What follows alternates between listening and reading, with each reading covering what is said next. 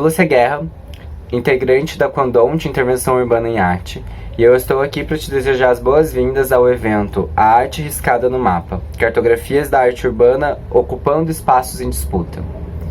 Hoje teremos a fala da professora doutora Princesa Ricardo Marinelli, intitulada Rachadura Persistente, Corpo, Rua, Performance e Insurgência. Princesa Ricardo Marinelli é assumidamente e por escolha própria bizarra. Bicha, bem bicha e com orgulho, é artista da dança e praticante do terrorismo de gênero. Está criativamente e esteticamente interessada em desenvolver uma poética pessoal que articule corpo, intimidades e vivências das sexualidades, utilizando o próprio corpo para falar de si mesma e ao mesmo tempo de discursos que não dizem só sobre ela. Possui licenciatura em Educação Física e mestrado em Educação pela UFPR, e em sua tese de mestrado intitulada Dançando na Escola para uma Escola que Dance, discutiu as possibilidades do ensino da dança a partir da fruição artística através de uma pesquisa participante em mostras de dança em colégios da rede pública do Paraná. Atualmente desenvolve pesquisas no doutorado em performances culturais na Universidade Federal de Goiás e integra o corpo docente do curso de dança da FAP. A fala Rachadura Persistente, Corpo, Rua, Performance e Insurgência foi gravada no dia 7 de março de 2021.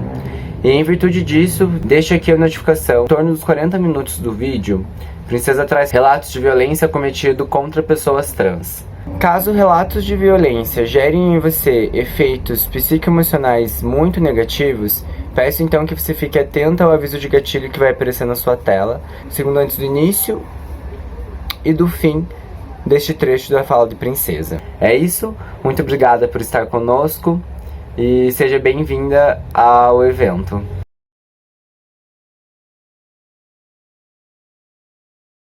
Oi, gente, boa tarde, Lúcia, Diego, Ju. É um prazer imenso estar aqui. Na verdade, eu é que agradeço o convite. É sempre um prazer poder compartilhar com as pessoas um pouco daquilo que a gente acredita, as coisas nas quais as questões que nos perseguem e as questões que a gente persegue, né? Porque, às vezes, esse processo de se colocar no mundo como uma investigadora em arte pode ser um processo bastante solitário, né? Pode ser um processo bastante ensimesmado, assim, né? Então, é muito legal quando a gente tem essa oportunidade de colocar na roda. Para mim é sempre uma oportunidade ótima, porque daí o que acontece? Durante a semana, quando eu estava aqui tentando organizar um pouco o que eu gostaria de falar hoje, é sempre um momento de você também olhar para a trajetória e, inclusive, perceber coisas que você ainda não tinha percebido. Então, agradeço. Adorei o formato também, acho que assim, tem um jeito de organização aí para como que vocês estão fazendo esse exercício de se aproximar de mim, do meu trabalho. É muito bonito, muito interessante. Eu também fico muito honrada. Pois bem, eu chamei esse troço de rachadura persistente porque, se for pensar nas estratégias artísticas performáticas, dançantes, existenciais que eu tenho tentado estabelecer para mim, né, ao meu redor, pensando nessas estratégias, é um pouco assim que eu me sinto o tempo todo. É como essa mosca na sopa, esse pelo esquisito em algum lugar, né? É como essa provocação persistente. Então, essa rachadura que vai ficar ali, né? Até que alguém olhe para ela, até que alguém cuide dela, até que alguém se interesse por ela, ou então até que a estrutura toda, até que a porra toda do prédio caia por causa da rachadura. Então, e aí é desse jeito que eu me aproximo desse ambiente da rua. Eu acho que por isso que eu quis chamar esse momento desse jeito. E aí me parece que assim, né? Falar sobre todas as minhas escolhas como artista, elas estão intimamente relacionadas com o jeito que eu escolhi viver mesmo, né? O jeito que eu tenho construído todos os dias a minha forma de me comunicar com o mundo. A gente estava falando ainda há pouco sobre a coisa da maquiagem, que para mim, me maquiar todos os dias de manhã é uma forma de dizer para mim mesma que eu estou minimamente tomando as rédeas da minha ficção, da ficção que sou eu, desse circuito performático dessas contingências performáticas que sou eu. Isso foi uma virada bastante importante para mim como pessoa e para mim como artista também, me dá conta de que a gente é uma constituição narrativa, performática, ficcional. E quando eu me dei conta disso, porque o que acontece? Eu não sou homem, não sou mulher, eu não sou travesti, eu não sou nada, nenhuma dessas palavras, dessas designações categorizadas identitárias, nenhuma delas serve para falar do jeito do que eu sou, né? Quando eu vou falar sobre mim mesmo, quando eu penso sobre isso aqui, nunca é com uma marca, nunca é com uma etiqueta, né, com uma marca identitária. E demorou muito para isso acontecer, para eu me dar conta disso, na verdade, para eu dar nome para essas coisas, né, porque durante muito tempo as pessoas me chamavam de bicha muito antes de eu entender o que era isso, de eu saber o que era isso, e aí eu fui me convencendo, fui me constituindo dentro de uma ideia de ser um homem gay, porque parecia que era aquilo que eu era. E a partir do momento que eu comecei a me dar a chance de viver artisticamente, a arte tem sido fundamental para esse processo de me perceber, de reconhecer os detalhes, as complexidades e o universo caótico daquilo que sou eu. Pois bem, os processos artísticos, eles foram me ajudando a me dar conta de que eu estou nesse entre-lugar e que isso não é um problema. Então, de novo, a rachadura. Essa coisa que não se define e que nem está interessada em nenhuma definição. Por que eu estou falando isso? Para a gente conversar sobre a relação entre corpo, arte, performance e rua. Porque quando eu me dei conta que eu, como essa figura estranha, e eu gosto de falar estranha, gosto de falar bizarra, porque chegou uma época da minha vida que todo mundo falava assim, meu Deus, bicha, como a senhora é bizarra, nossa, como a senhora é bizarra, meu Deus, como a senhora é bizarra. Até que chegou uma hora que eu falei, tá, se ser desse jeitinho aqui que eu sou é ser bizarra, então, ó, meu bem, eu sou bizarra, tá? Ó. E vou muito bem, obrigada. E passei a assumir esse lugar, de dizer, olha, tá bom, eu sou estranha mesmo, né? Porque, olha, eu sou estranha. Pro jeito que as pessoas se comportam, para os pactos de normalidade que estão postos aí, eu sou mesmo estranha. E eu passei a associar, a me apropriar disso com leveza, com ironia. Esse processo, né, de ir me percebendo, eu lembro de uma vez alguém ter me perguntado numa entrevista, sempre falo isso, mas porque acho que é um momento marcante para mim, alguém me perguntou numa entrevista assim, dando a Simone de Beauvoir, né, dizendo assim, quando é que você se percebeu homem? Quando é que você se deu conta de que você era homem? E de fato foi um negócio assim,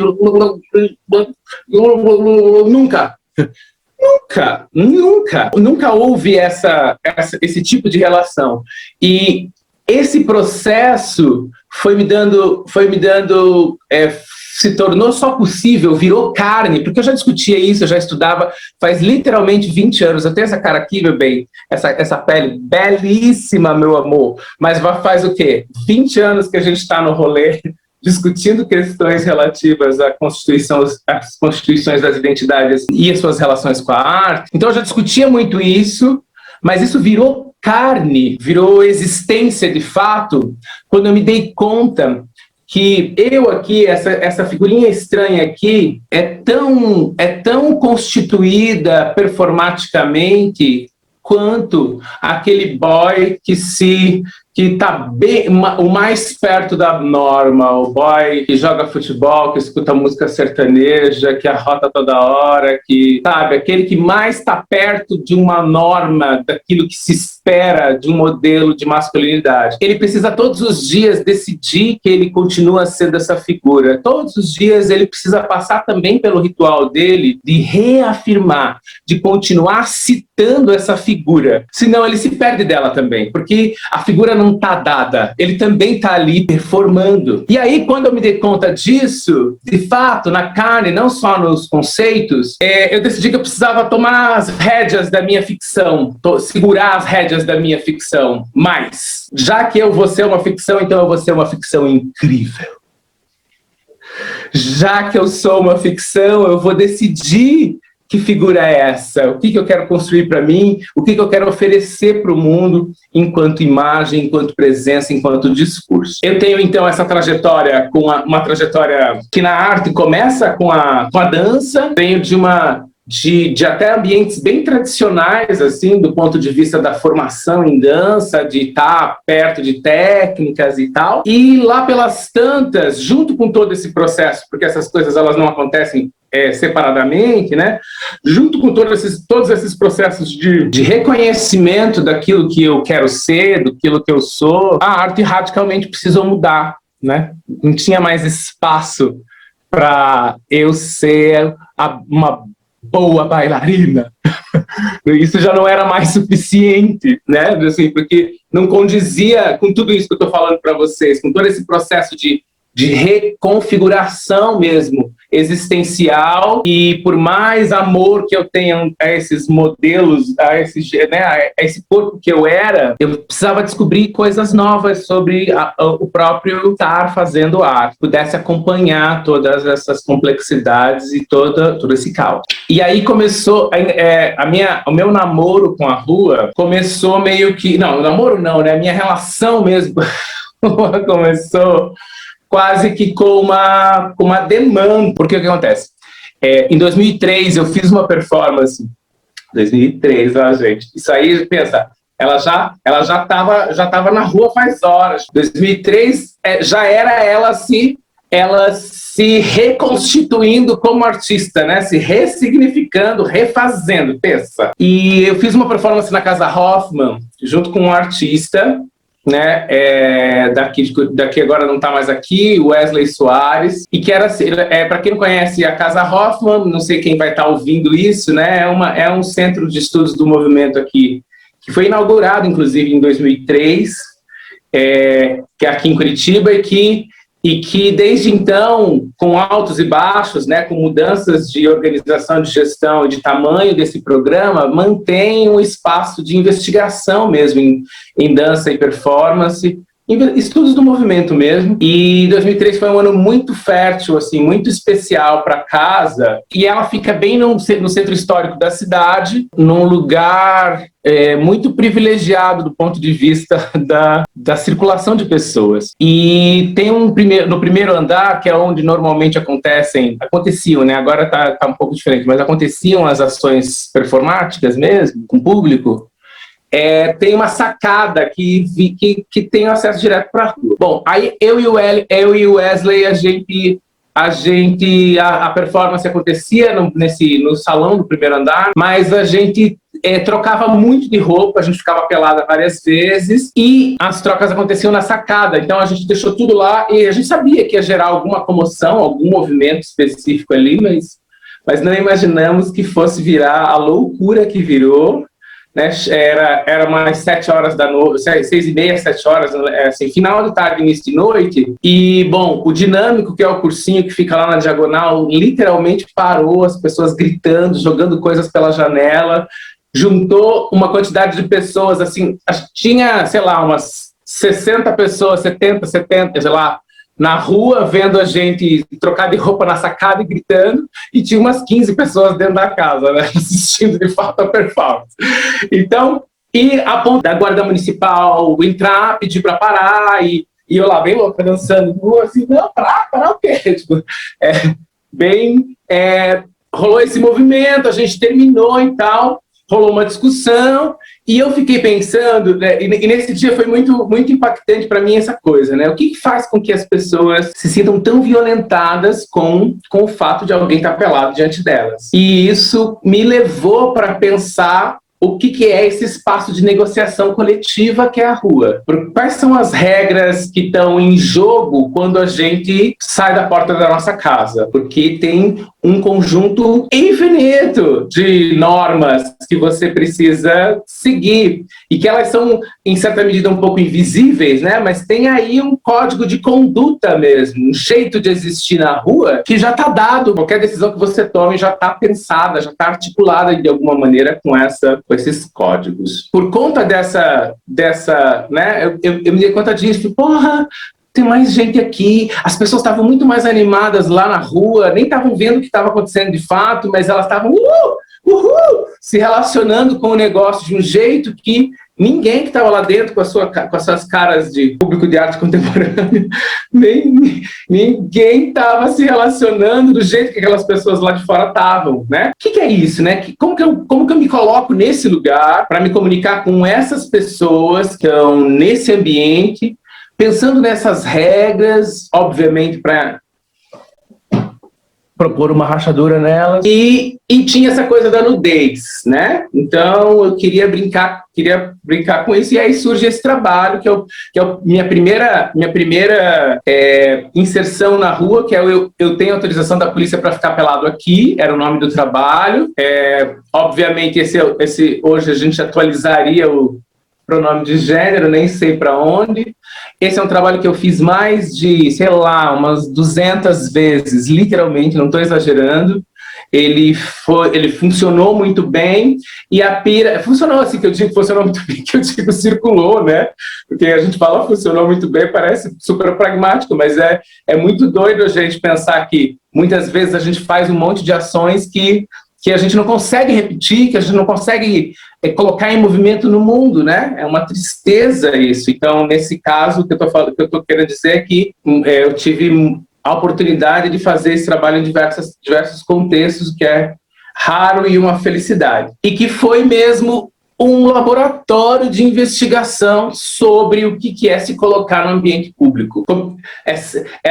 Então, acabou virando essa a pergunta, né, mesmo assim, tipo, o que interessa, o que importa, como que eu me relaciono, como que eu estabeleço dispositivos que interessem, como que eu estabeleço dispositivos que interessem e que a partir do momento que interessou, que a pessoa foi fisgada por alguma questão, como que eu gero aí algum tipo de reflexão que toque nas questões que me interessam tocar, porque não é só sobre criar conexão, né? É também sobre o que você faz a partir do momento que você criou uma conexão. E aí o trabalho é assim, bem rapidamente, que eu acho que é importante. O trabalho é assim, eu estou no processo de criação do troço, eu tenho autorização, eu estava estudando isso no Código Penal mesmo, e nas jurisprudências, nas questões legais. O que dá suporte para que uma pessoa seja presa porque ela está pelada na rua, né? Onde que está isso? Como que está isso? Como que isso está discutido? E aí no Código Penal, obviamente, não está escrito nada disso, né? A tipificação que existe é atentado ao pudor, e ato obsceno, então atentado ao pudor, que é um crime mesmo, e ato obsceno, que é uma contravenção penal. Só que não tem lugar nenhum, mesmo nas jurisprudências, o que fica nítido ali é que quem decide isso, se isso é um ato obsceno, se isso está atentando contra a moral, começa por aí, né, gente? O que é isso, moral? Quem toma essa decisão é o policial de acordo com o contexto. Está nas jurisprudências. Quem toma a decisão é esse interventor, essa figura.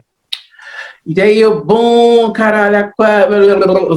fui a polícia militar, cheguei e foi assim, olha, queria saber o seguinte, por quê, né, que dei uma contextualizada, por que vocês, né, que um policial acha que ficar pelado diante de outras pessoas é uma contravenção penal?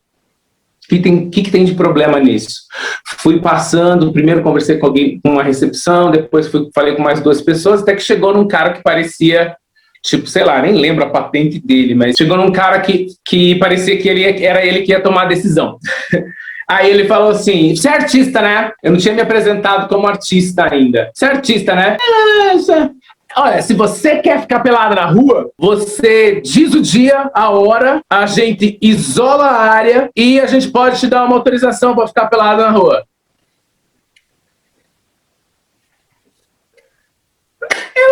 Eu quero essa autorização, ótimo, quero essa autorização. E daí ele falou, não, protocola não sei o que, com não sei o que, com fulana. Eu fui, fiz todos esses procedimentos e nunca obtive resposta. Nunca ninguém quis se responsabilizar pela tal autorização. Mas aí o que eu faço no trabalho é assim, eu isolo a área, coloco 4 cavaletes assim de isolamento de área mesmo, de banco, assim, e passo uma fita adesiva transparente. Nos 4 fica ali aquele quadradinho interno de mais ou menos 3x3, e aí tem toda a minha parafernália lá dentro e tem todas as coisas que acontecem a partir dessa imposição, então, dessa organização. Então, eu isolo a área, marco o dia, a hora e digo que eu tenho autorização, mas eu nunca tive. Em lugar nenhum. Também tem uma coisa aí que eu acho, pensando nessa conversa, né, sobre a rua mesmo, que é legal desse trabalho, que eu tava interessada nisso, de criar uma estrutura que fosse palpável, com a qual eu pudesse me relacionar, para eu não deixar de propor discussões que me interessavam propor, né? Mas que fosse aberta o suficiente para se relacionar de fato com esse ambiente, porque me parece que essa é uma questão importante, né? Quando você toma a decisão de estar trabalhando na rua, que eu vejo muito acontecer de as pessoas irem fazer trabalhos na rua, né? Vai lá fazer o teatro na rua, vai lá fazer a dança na rua, mas é literalmente a dança na rua. É aquela mesma dança que você faz no estúdio, aquela mesma dancinha que você faz no palco italiano, e você faz lá no meio da praça, que não está, de fato, não tem nenhum tipo de estudo de especificidade que, de fato, se abrace, né? se deixe, de fato, misturar com aquele ambiente. Então, eu queria que o trabalho tivesse essas 2 características, que ele tivesse essa capacidade de abraçar o que estivesse acontecendo. A primeira questão foi essa, então eu falei, bom, eu só vou fazer alguma coisa se as pessoas quiserem que eu faça. Dentro desse quadradinho, eu fico lá, sentadinha numa cadeira, lendo meu livro, A Poética do Espaço, do Bachelard, é o livro que eu leio sempre o mesmo capítulo. E aí, estou sentadinha lá e tem na frente desse quadradinho, tem 2 placas, né? De um lado está escrito assim, uma placa, né? Deixe aqui sua contribuição monetária e ajude a garantir minha sobrevivência. Em troca, farei uma linda dança diante de você. No outro lado tem a placa, deixe aqui sua contribuição monetária, ajude a garantir minha sobrevivência. Em troca, ficarei um pouco mais desnuda diante de você. E aí eu só saio da cadeira se alguém colocar alguma coisa no prato. Às vezes eu falo alguma coisa porque já rolou 20 euros e já rolou também uma banana. Então a gente aceita o que rolar, tá tudo muito bem. Alguém colocou alguma coisa no prato, rolou essa conexão desse interesse. Olha, tá bom, isso aqui não importa o quanto vale, né? Importa que a pessoa se interesse por se engajar. Bom, e aí tem várias coisas que acontecem nesse processo. Fui presa uma vez nesse trabalho, já fui presa fazendo trabalho na rua 3 vezes, todas as vezes porque estava pelada. E também a gente pode chegar nessa seara aí, nesse lugar. Então isso foi 2003 para 2004 e realmente eu tive a chance de ir fazendo e tem várias histórias desse trabalho, né? Fiz em Berlim uma vez, em 2007, e aí, pensa, um frio do caralho, um frio, e ela pelada lá na frente, debaixo de um viaduto, um frio. E tinha uma senhora, assim, né, bem com aquele estereótipo da alemã, assim, sabe, assim, aquela olho claro, assim, bem sisuda, com óculos desse tamanho, olhando meio assim, e ela estava meio longe, assim, com o braço cruzado. Eu falei, meu Deus, eu fico, né, a gente fica conectada com tudo ali. Ela vai vir aqui, ela vai me xingar, ela vai chamar a polícia, vai dar treta, Aí ela saiu, daí a pouco voltou com um saco de moedas, literalmente um saco desse tamanho assim, e ela ficava jogando. Ela jogava moeda no prato da dança, a hora que eu parava de dançar, ela jogava de novo. Ela ficou uns 20 minutos jogando moeda. Quando a pessoa coloca o dinheiro, né, nesse prato de ficar um pouco mais desnuda, tem várias opções. Eu tenho um saquinho mesmo com papeizinhos e a pessoa sorteia um papelzinho, que são 4 opções que podem acontecer, né? E uma delas você tem o direito de escolher um conjunto completo de roupas para me ver vestida. E aí eu tenho lá as roupas e a pessoa pode escolher. Ela pode escolher, assim, tipo, faz a combinação, quase que, sabe aquela boneca poli, assim, que você escolhe a roupa e bota na... E aí teve uma senhora também, a Pucarana, que ela não, eu quero roupa nenhuma. Roupa nenhuma, quero roupa nenhuma, porque normalmente as pessoas pegam ali uma peça ou outra, não quero roupa nenhuma. E aí o que acontece? Como é tudo muito randômico, pode ser que nunca mais apareça, e foi o caso desse dia, pode ser que nunca mais alguém sorteie esse pedaço. Então eu fiquei quase 50 minutos pelada na praça em Apucarana. Enfim, então tem esse movimento todo do Eu Tenho Autorização que foi me treinando um pouco, sabe? Eu sinto isso, assim, eu fui me formando como uma pessoa que se relaciona com a rua dentro do trabalho, porque eu fui meio que empurrada para a rua por causa dessa coisa que aconteceu na Hoffman, e aí fui descobrindo uma miríade tão enorme de coisas que acontecem nesse espaço que não acontecem na Caixa Preta, do mesmo jeito que tem um monte de coisas que também só acontecem na Caixa Preta e que não vão acontecer na rua, né? Eu acho que não é hierárquico, não é melhor nem pior, só é diferente. As coisas sobre as quais você consegue conversar no espaço público são diferentes daquelas que você consegue tocar em um ambiente mais controlado, né? E, bom, essa paixão foi começando a ficar, para mim,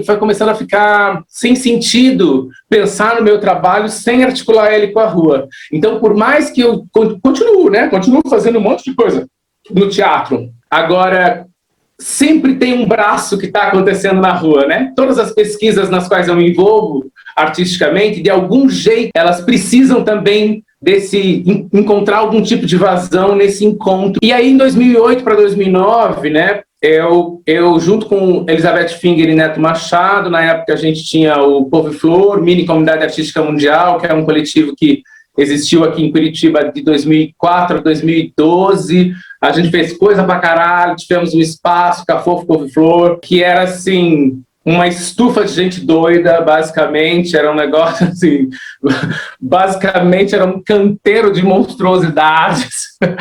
E em 2008, então, a gente faz esse projeto que a gente chamou de Infiltrações, que a gente estava querendo, assim, pensar, sabe, como é que, literalmente, infiltrar coisas no ambiente público, né? Como é que a gente cria uma circunstância que é certeira, que é precisa, mas que não solicita, não requer, não precisa, não pede uma espetacularidade. No Eu Tenho Autorização da Polícia para ficar pelado aqui, por mais que tenha toda essa abertura e que tenha uma vividez performática, de uma efemeridade, de um contato direto com as coisas que estão acontecendo naquele momento, ainda tem uma dimensão de parar o contexto. E aí, no Infiltrações, a gente queria... como é que eu faço isso? Como é que eu me enfio nesse troço que a gente chama de contexto público? Como é que eu me torno visíveis as questões ali, com as pessoas vivendo, sem que ela precise parar de viver para tomar a decisão de estar em relação com arte. E aí a gente decidiu, foi um processo, a gente ganhou para esse projeto aí, a gente ganhou a Bolsa Produção de Artes Visuais da FCC, que é um programa muito legal, né, que já teve também tempos melhores, tanto enquanto estrutura mesmo, e que a gente ficou 8 meses trabalhando nesse troço. E começou com a primeira coisa que a gente precisa fazer, que é infiltrar, é isso, né? É entender a estrutura, para infiltrar a estrutura. E aí a gente escolheu ali aquele cruzamento da mão inglesa ali, do Guaíra, como o nosso locus, então, que é um lugar bem peculiar, assim. Tem a Praça Santos Andrade, tem o teatro, uma padaria, o Café Finger, e são 5 ruas que se cruzam ali, a única mão inglesa da cidade, tem uma pira ali naquele lugar que nos interessava. E aí a gente ficou quase 3 meses, na verdade quase 4, mas 3 meses, assim, que a gente ia todos os dias no Café Finger, sentávamos na mesma mesa e passávamos pelo menos 1h30, 2 horas, só ali sentadas com os nossos caderninhos de anotações, tomando café. E a gente só sentava ali, a pira era essa, na mesma hora todos os dias, e todos os dias que eu digo é de segunda a sábado, que eram os dias que o café abria. Só para entender. E foi tão revelador, só sentar a bunda e decidi prestar atenção nos pequenos detalhes, nas cores, no movimento das pessoas, na cartografia que se estabelece no movimento das pessoas nas filas dos ônibus, como que as pessoas entram na padaria e como que elas saem, como que as pessoas atravessam a rua, por que que elas atravessam a rua, e imaginar o que as pessoas estavam conversando. A gente ficava ali, virou quase um ritual assim, de deleite mesmo, de tentar entender quando as pessoas entravam no café, a gente começava a tentar fazer previsões do que ela tinha ido fazer, de onde que ela estava vindo, para onde que ela estava indo, o que ela ia querer comer.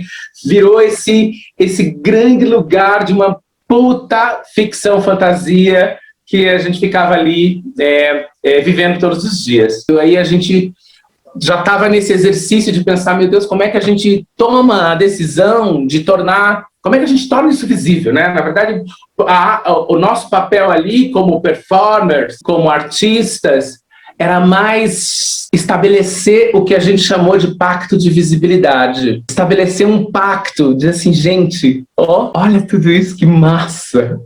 A gente só queria assim, apertar, bater no ombro das pessoas. Você tá vendo todas aquelas cores ali na praça? Você tá vendo o jeito, a paisagem sonora que já está rolando aqui, você está sacando, né? Era meio isso. E aí teve um divisor de águas. Teve um dia que a gente estava sentado ali, eu olhei para um cara atravessando a rua e falei, gente, esse cara já não passou aqui hoje? Né? Apontei para ele. E daí a Beth assim, eu não sei, não, acho que ele passou ontem. E aí a gente se deu conta que era um garçom que trabalhava numa falda, que ele descia da 13 de Maio, passava pela padaria, atravessava na direção da praça, atravessava na direção do Guaíra e descia, e sempre com a camiseta de uma... E ele estava indo trabalhar, ele certamente entrava às 6 horas, algo assim. A gente sabia que ele ia passar, então chegava 15 para as 6, a gente ficava assim, as 3 olhando lá para a rua, e daí a hora que ele vinha, era assim um gozo incrível. A gente via, cara, e era isso, né? Porque as pessoas, elas têm muitos rituais mesmo, né? O jeito que ele olhava para o sinal, o jeito que sempre olhava para o relógio, o jeito que ele atravessava a rua, a hora que ele olhava para os carros, era quase que muito previsível. A gente quase transformou isso na performance. A gente quase queria chamar as pessoas só para ir lá ver o cara, só para dizer, uma hora ele vai passar. Olha que incrível, ele vai passar.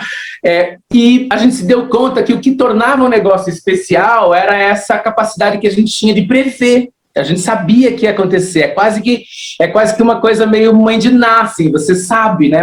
Você, olha, eu estou prevendo esse futuro. E aí a gente decidiu que a gente ia inventar um futuro que a gente pudesse prever. Então a pira é assim, o que acontecia? As pessoas estavam no café, né, normal, uma tarde qualquer. Isso foi mesmo, porque daí, quando a gente tomou essa decisão, aí que começou a criação mesmo do negócio, né? Porque até aí a gente estava identificando coisas, mas aí caiu essa ficha dizendo, não, é sobre tornar o ordinário um futuro previsível. E aí era assim, as pessoas estavam lá no café, tomando seus cafés, a gente esperava um momento que... E é bom que a gente não avisava nada, ninguém avisava, não tinha público, não tinha espectadores específicos, nada. Era só... A gente esperava um momento em que o café estivesse cheio, e aí eu entrava no café com vários envelopes, entregava um envelope para cada pessoa. Isso é para você, abra por favor, estava escrito no envelope. A pessoa abria e tinha um cartão postal com uma imagem que era do café. E a foto que estava no postal era da Beth sentada em uma das mesas. E aí a Beth estava lá sentada. Então a Beth entrava antes de mim, ela sentava numa mesa e compunha a mesa exatamente do jeito que estava no postal, sabe? Assim, tipo, ela estava lá com a mesma roupa, a mesma composição, sentadinha, a pessoa pegava o postal, e tinha também dentro desse envelope um papel com umas frases escritas. A primeira frase era assim: essa história começa quando o isqueiro verde cai. E a Beth tinha um isqueiro verde em cima da mesa, ela esperava o tempo de as pessoas verem, terem a imagem e tal, não sei o quê, e daí casualmente derrubava o isqueiro, saía, e aí dava-se início a uma série de coisas. Algumas coisas estavam no papel, nessa lista. Então, por exemplo, tinha lá um trecho daquela música da Gal, né? É assim, ó, você precisa saber da piscina, da Carolina, da Margarina e tal. E aí, em algum momento, eu passava dirigindo um carro já com outra cara, né? Tipo, com outra coisa, já outra pessoa. Passava com um carro bem devagarinho, vindo da mão inglesa, assim, ó, com essa música no último volume. Então, tipo, era só o tempo de passar e as pessoas ouvir. E aí tinha um monte de coisas que iam acontecendo. Algumas estavam escritas ali, outras não estavam escritas, mas era meio isso. Tipo, a pessoa ficava assim, tipo, olhando para o lugar. Uma das nossas performers, a Flávia Matos, ela estava infiltrada no café, literalmente. A Flavinha estava lá com o guarda-pó do café, e o café, na época, ele era muito verde, era tudo muito verde, assim, a parede verde, tinha muitas plantas, tinha umas coisas verdes e tal. E daí a Pira era assim, daí a gente falou, não, vamos acompanhar esse verde. Então, durante esse processo, a Flávia ia mudando as coisas do café, assim. Então, tipo, a gente comprou tudo verde também. Então, porta-copo, o jogo americano, xícaras, todas as coisas, essas coisas que ficam espalhadas pelo café, a gente comprou tudo verde. Sei lá, ela tirava todos os refrigerantes, deixava só os refrigerantes que eram latas verdes também na vitrine. Os chás, ela trocava as caixas de chá para ser só as caixas de chá verde durante o processo, como se nada estivesse acontecendo. Ia atendendo uma mesa e ia trocando tudo. A hora que ela trocava tudo, a gente passava na frente comprou um plástico verde enorme, assim, fizemos uma estrutura, e daí vinha, assim, duas pessoas que cobria toda a fachada do café, daí a luz que entrava de fora virava uma luz verde. Tá, e aí a última coisa que acontecia era, assim, a gente comprava sonhos da padaria ali na frente, e aí eu colocava dentro de uma caixinha, daí estava escrito na caixinha, estava escrito, esse sonho é seu, era só isso, esse sonho é seu. Que tem toda essa poética, né, de você comer um sonho, esse sonho é seu, e a moça da padaria atravessava, era uma funcionária da padaria mesmo, que atravessava a rua, quando terminava, a gente pedia para ela ir, e ela entregava um sonho para cada pessoa que estava ali acompanhando o negócio. E é isso, a gente não voltava, ninguém conversava, ninguém falava nada. Para desenvolver esse negócio. Neste momento, existem aproximadamente 13 pessoas dentro desta imagem, contando com estas, que aparecem dentro do café e da padaria. 13 é um número de sorte, e é também o dia consagrado a Santa Luzia. A cidade de Santa Luzia fica na Paraíba, possui 14.005 habitantes e tem este nome em homenagem à santa que protege e resolve todos os problemas relacionados com os olhos das pessoas. Esta senhora de blusa amarela dentro do ônibus, coincidentemente se chama Luzia, e olhava para o rapaz que também usa uma blusa amarela. Ninguém falava nada. Para desenvolver esse negócio, a gente foi, né, estudando coisas e a gente foi criando umas categorias mesmo de compreensão de ações em espaços públicos. Que era assim, tipo, a gente estava ali observando o café, tinham ações ali naquele café que eram facilmente absorvidas, facilmente compreendidas de acordo com aquele código de convivência no café, né? Então, uma pessoa entrar, pedir um café e sentar na cadeira e sair. Ou entrar, perguntar alguma coisa para a garçonete e ir embora.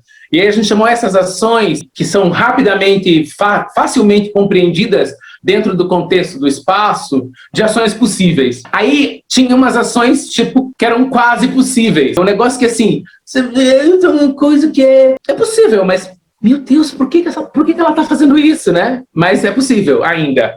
Isso, de fato, aconteceu e depois a gente incorporou. Teve um dia que a gente estava sentada lá olhando, entrou uma garota, pediu um café, foi no banheiro e voltou com o cabelo encharcado, mas encharcado pingando, assim, tipo, tomou o café com o cabelo pingando. E tudo bem, ué. E aí, na ação, no nosso feitiço, a gente chamava de feitiço, porque não é um espetáculo, não é um feitiço. No feitiço tinha uma menina que fazia isso. Entrava, molhava o cabelo. Aí tinha essas ações que eram impossíveis, que geram uma fricção, uma interrupção mesmo na lógica de relação que está estabelecida ali naquele lugar. Então, por exemplo, mas que ainda mantém uma certa relação ordinária. Então, por exemplo, entrar no café e deitar no chão. Deitar é uma coisa que uma pessoa chegou e deitou no chão, ainda tem aí um grau de ordinário para essa ação, mas Mas dentro daquele contexto é uma ruptura. E aí, ações fantásticas, que essas foi que a gente começou a inventar. Como é que a gente também inventa essas ações que têm se relacionam com o ambiente de um jeito etéreo, de um jeito a produzir poéticas outras, ou relações outras mesmo, né? Como no caso a gente tinha o Neto, lá pelas tantas, passava de patins com uma capa de chuva verde-limão e uma trufa, assim, um buquê de balões vermelhos, nem sei que cor que eram os balões, mas era uma trufa de balões. Ele passava patinando assim, vinha lá da Federal, assim, pela lateral dos ônibus, e só atravessava ali do lado do Guaíra também, patinando. Que é esse negócio, meu Deus, o que essa bicha tá patinando no asfalto? E aí, bom, essa coisa dessas categorizações, né? Ações possíveis, ações quase possíveis, ações impossíveis e ações fantásticas tem me acompanhado um pouco para as coisas que eu tenho feito na rua depois disso, né? Daí, em 2010 para 2011, eu ganhei também uma grana aí da Funarte. Um dos prêmios da Funarte era o Funarte Artes na Rua. A ideia era essa, eu mandei um projeto para desenvolver. Eu já estava muito, muito dentro, né, de uma discussão de gênero e sexualidade, já me entendendo como essa terrorista mesmo. Então eu sabia que ia caminhar por aí, eu queria ir para a rua com isso, né, estava saindo do Infiltrações, que não tem uma coisa não tem um engajamento temático específico, e aí eu queria levar isso. Só que eu não sabia o que ia acontecer, não sabia, estava lá, bem belíssima, ia para o estúdio, vai para a rua, faz uma dancinha, faz uma experiência, estava lá, rainha do meu próprio funk, arrasando. E aí, no meio do processo, uma amiga me liga, militante do movimento trans aqui em Curitiba, me liga. Na época eu estava bastante engajada com a importância dos movimentos sociais organizados, e ela me liga dizendo que 2 colegas nossas estavam trabalhando lá na Getúlio Vargas, e durante a madrugada um carro preto, isso filmado, sem placa, 2 caras... É engraçado, todas as vezes, faz 10 anos, né, mas todas as vezes que eu vou falar, tem uma sensação física que volta, é um choro, quase que uma reação às palavras, assim. Descem 2 caras com uma embalagem, sei lá o quê, com ácido, jogam nas 2. Quem socorreu foi um taxi. E quando a minha amiga me ligou, ela ligou para dizer que, assim, que ela sabia que a minha mãe é advogada e ela queria ajuda porque as 2 estavam com problema para serem admitidas no hospital. E daí tudo que eu estava fazendo não fazia o menor sentido, né? O que você faz diante de um troço desse? Como que você processa artisticamente um negócio desse? Todos os projetos nos quais eu estava inserida, na verdade, naquele momento, ela falou, gente, diante de um troço desse. E aí o que acontece? Eu sou uma bicha resiliente. Tem essa coisa com o trabalho, né? Acho que isso também é legal de falar. E eu insisto mesmo no movimento de estar trabalhando, né? Porque eu vejo muita gente que produz arte que não se mantém em trabalho. Se não se mantém de fato ali num dia a dia de trabalho. Se o corpo que eu sou é o meu instrumento para falar com as pessoas, como é que eu mantenho esse corpo em prática, em relação, né? Que não é tomar a decisão de fazer alguma coisa, é estar fazendo. Eu continuei ia trabalhar. Nesse momento aí, nos primeiros dias, eu não conseguia fazer nada a não ser ficar no chão. Tinha uma coisa gravitacional mesmo. O corpo em peso estava de um outro jeito. E aí comecei a investir nisso, comecei a ficar no chão, a me relacionar com o mundo mesmo do chão. E aí as coisas foram começando a aparecer. Eu fui me dando conta que quando esses caras descem desse carro e eles não veem mais uma pessoa, né? Não veem um ser humano mais. Eles veem qualquer outra coisa. Tem aí um processo muito nítido de retirada de uma subjetividade, assim. Tipo, eles só se sentem à vontade. E é isso, né? A gente sabe que essas mortes todas, elas têm um grau de violência,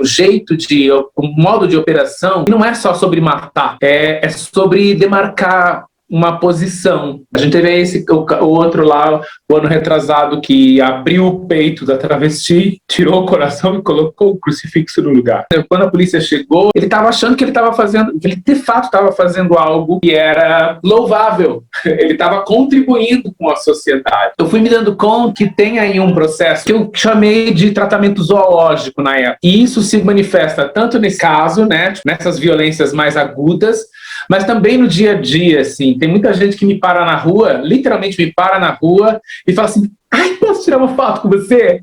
E daí para da minha frente, na minha frente assim, ó, tipo, olhando para a câmera, não chega nem perto, né? Tá assim, literalmente do mesmo jeito que tira uma foto na frente da zebra no zoológico. Então, eu fiquei pensando nisso, né?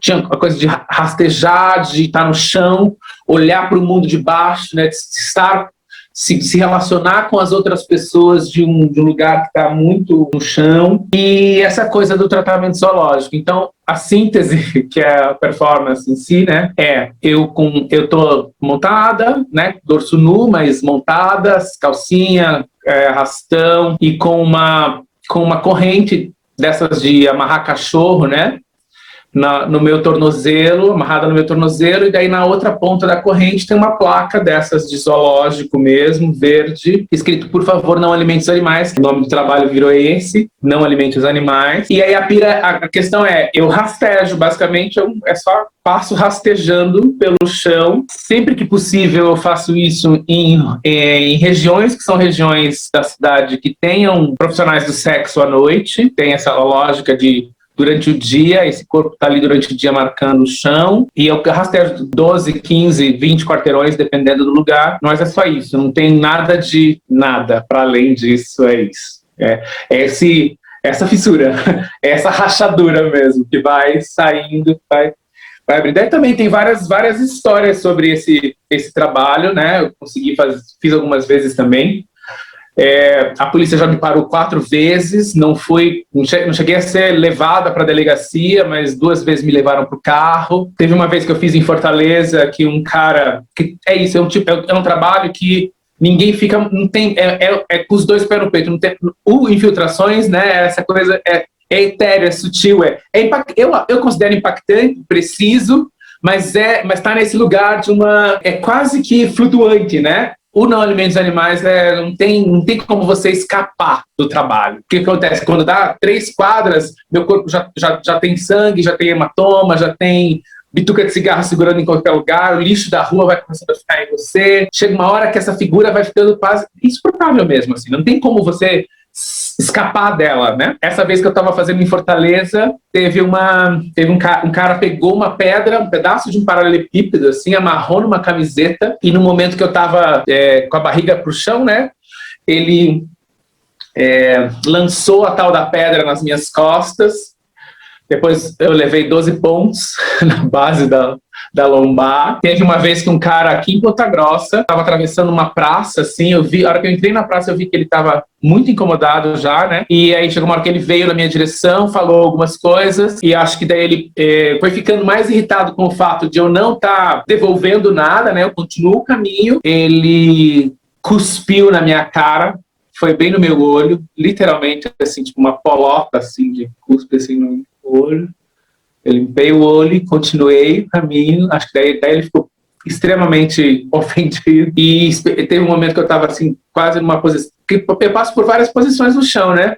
Estava numa posição quase de fetal, assim. Ele me deu um chute na barriga que eu cheguei a sair do chão, assim. Mas também tem coisas maravilhosas que acontecem, né? Tipo, por exemplo, no dia seguinte desse incidente lá em Fortaleza, eu estava lá num festival e aí no dia seguinte eu estava no Teatro Zé de Alencar lá e veio a cozinheira do teatro, veio com um presente e falou, olha, eu fiquei sabendo do que aconteceu ontem, ela nem tinha visto, né? Uma senhora, assim, super humilde, fiquei sabendo o que aconteceu ontem, eu peço desculpas, essas pessoas são muito ignorantes e tal, não sei o que. Daí era um azulejo com uma xilogravura de São Jorge. E ela falou que era para me proteger. Teve uma vez também aqui em uma cidade do interior, que eu não lembro qual, porque teve uma vez que a gente fez várias cidadezinhas do interior, aqui do Paraná, e era assim, um sol do capeta, aquela calçada, dependendo do sol eu me queimo também, né? E daí eu tava descendo assim a rua, e aí do outro lado da rua tinha umas senhorinhas, e delas olhando assim, muito curiosas e tal. Uma delas entrou na casa, veio com uma garrafa de água mineral, e ela atravessou a rua bem cuidadosamente, assim, botou a garrafa no chão. Eu tava vindo ainda, ela botou no chão, eu tava vindo assim ainda, né? Tô assim, olhando pros lados, assim. Aí eu cheguei, tomei a água, agradeci, e ela foi me acompanhando, assim, meio que olhando pros lados, de segurança, assim, sabe? Assim, cuidando da minha presença. Bom, é isso, né? Eu acho que o Não Alimente os Animais me colocou num outro lugar também, assim, tipo, que é mais impositivo, quase, porque eu digo assim, positivo no sentido de que eu estou ali, eu quero falar sobre um determinado tipo de corpo, um determinado tipo de assunto, e é isso, né? Não tem muito... O espaço para a pessoa que está ali é menor, mas é intencional nesse caso. Tipo, eu tô querendo mesmo ser a bicha que vai com os dois pés no peito, nesse caso, né? E aí, o quarto trabalho, que eu acho que é o que, na verdade, eu nem vou me alongar muito, porque ele está mais detalhado, né, no texto que vocês leram, que é a transperformance coletiva, foi essa decisão de como é que eu crio espaços para construir junto com outras pessoas. Como que eu apresento essas ferramentas, que são as ferramentas que eu tenho desenvolvido aí nessa pequena trajetória, e como é que eu me crio espaços para que outras pessoas possam viver um pouco isso durante algumas semanas. E aí a transperformance tem um pouco essa vocação desses dois campos, né? Por um lado, ela cria espaços para essa conversa, que foi o começo da minha fala aqui, essa invenção de si, de se compreender como essa ficção que está o tempo todo se atualizando, de você perceber coisas em você que você ainda não tinha percebido, do ponto de vista existencial mesmo, e como que você coloca uma lupa nisso.